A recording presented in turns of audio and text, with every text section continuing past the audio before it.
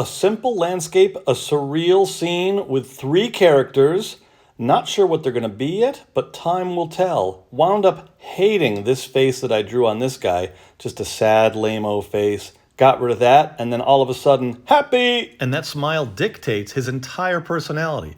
It caused me to draw his arms going up into the air like this, like he's jumping for joy. Now right here, the arm line touches the ear, right there. And I decided that's not any good. See that little X? I'm just showing you right where it touched. It's called a tangent. You don't want lines touching that really shouldn't be touching. So I deliberately go around the ear. Now I draw here as a guideline, a gesture right there. That's to show that this character is going to have that kind of a curve. His whole body is going to be curving up like that.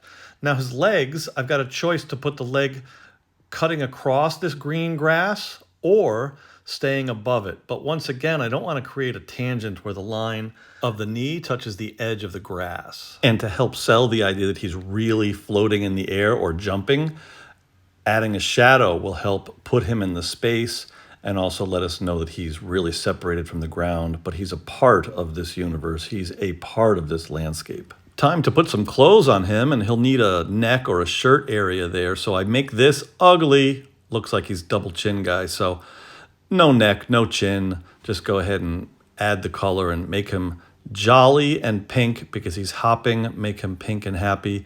Procreate always has these moments where you've got to fill the color in here so that you can fill the area without it spreading out into other areas. So you got to, is there a name for that when you sort of squish some color in there to kind of get it to be so the color doesn't leak out? I don't know. It's got the blue eyeballs here, and then normally I would make the mouth pink, but since he's pink, I try a little messing around here. I do the red, and does it look okay? Not sure. So then go ahead and mess around some more. If you're an artist, if you're a cartoonist, just try until it works. I didn't like the pink. We go back to the red, and then it's about yellow pants. And what's our next character going to be doing? There was going to be 3. This is number 2. I was going to make him sort of angry. One guy's happy, make the other guy angry. But this lip right here, this badly drawn lip that I take away and then I add it again, dictates the entire character of this next guy. The lip looked a little pretentious and a little pouty, and I thought, why not a sort of a Truman Capote kind of a character, like a judge, an opera goer, a critic, like a theater critic who's here observing, watching, judging, generally making our hero's life miserable. And that's what I always try to get. I try to get a story where there's contrast. And initially, he was going to be an angry guy watching our happy guy, but now it's a judgmental guy. His head was too big for the stage, so, Procreate's wonderful. You can just go ahead and resize. If this were pencil and paper, I would have had to stick with the big head, and maybe that would have become part of the story. I work here on trying to give him some kind of a tuxedo look. Again, if we're going to go with the pretentious fop, the pretentious critic, the judge, then really sell it and add this tuxedo with bow tie and the arm with the elbow out a little bit, the wrist bent on the hip to show, again, a little bit of pretense. We have this worst possibly ever in the history of mankind hand drawn here. It looks more like a cloven hoof. Maybe I'm going to go with a devil theme later. We'll find out. But I wind up keeping the hand. I don't care if the hand is badly drawn. And speaking of badly drawn, look at that foot on the bottom right. His foot, it's like connected to the pants. Is it a pant leg that there should be a foot? Or is it a foot that's connected to the pant leg? Who knows? Here I ultimately decide to go for opera binoculars or opera binoculars. All right. So I want the eyeball there just on a silhouette so that it's just like a centimeter away from the binoculars so that it's a nice silhouette. He's looking. But then I began to realize we've got to be sure to have the eyes kind of on the same level. We've got our ballerina dancer guy there, and I'm ultimately going to want to have the gaze a little bit higher. I guess we'll say the better way to say it is I ultimately want to move our hero up a bit so that his eyes are on a good parallel line with the binoculars and the eyeballs of our critic. Love that pretentious lip of his. It just makes the whole story. That one little curly Q accidental lip that I drew made this entire character. And so now we've got a story developing. We've got a crazy ballerina. Do you call male ballerinas, or are they just called dancers? I don't even know. Finishing up this tuxedo, now it's time to go do what I said, which is to move our hero up a bit, because right now the critic is looking at his hand through the spy glasses. Not a very good line of sight. So we want to move him up because we want it to be eyeballs over to the binoculars, over to the eyeballs. You see how nicely that works? And while we're making subtle changes, the shadow really should be on the same parallel as our critic's feet. So once again, in Procreate, easy to change. If I were drawing this on pencil and paper, I would just maybe erase it with an eraser, but let's be honest, who draws with pencil and paper anymore? So third character on the right, what's it going to be? Satan.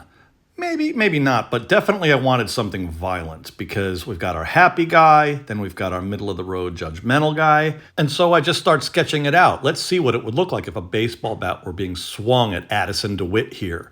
Now I sketch it just to see if I like the feel of it, and as you can see, I decide not to go with it. To the right, this green grass sloping down was bugging me. Is it a cliff or a hill? If it's a cliff, by golly, commit to it. Make it look like a cliff. I draw these lines.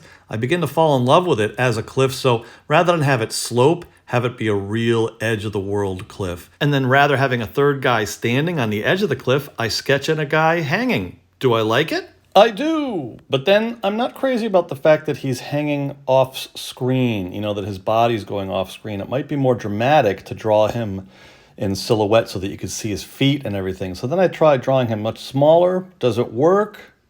Nah, a full-size humanoid it is.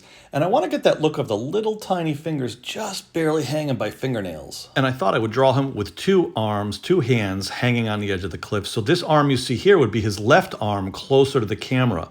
And then as I draw that, I draw one line that hints it as the left arm close to the camera. You'll see it comes up right about, there it is.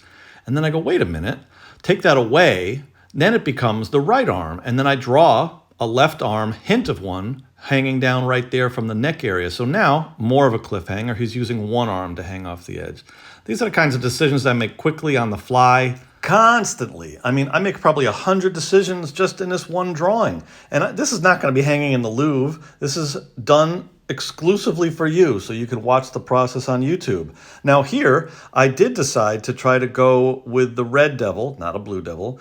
And the simple decision to not go with a devil came about because right here, the red leaks out from a break in his arm. While I was fixing the leak, I went, nah, I'm not going to go with a red devil. It seems like 3 pink characters hanging out, part of a play, part of an opera, the critic judging the dancer, the other character being ignored, that this would be the story. And even, for instance, how I choose to reveal the characters now on video with these zooms is a choice. If you've never seen this cartoon before, and I start off with our cliffhanger character and I zoom back, it slowly reveals the 2 heroes on the left. But if we start off with our 2 characters on the left, we think that's the story. And then we slowly zoom back to reveal this third character in peril. Again, all these choices, not only how to draw it, but how to reveal it. Who are they? How did they get here? That's up to the audience to decide. I just drew the darn thing. Thanks for watching. Thanks for being a fan. Please ring the bell and click subscribe and bada bing and bada boom.